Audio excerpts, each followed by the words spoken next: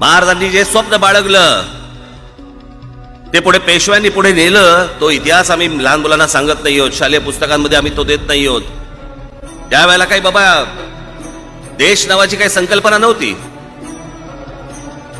जो काही प्रदेश होता त्या प्रदेशावरती मोगल साम्राज्य होतं आणि त्या मोगल साम्राज्य, मी हे का सांगतोय तुम्हाला हे पुढे कळेल.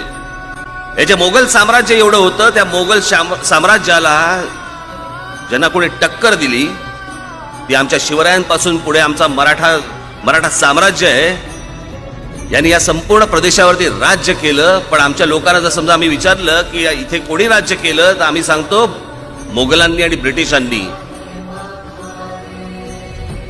पण 1400 वर्ष या संपूर्ण काय भूमीवरती मराठ्यांनी राज्य केलं हे आम्ही सांगतच नाही आहोत. आम्ही तो इतिहास आमच्या लहान मुलांना, आमच्या जगाला ओरडून सांगतच नाही आहोत.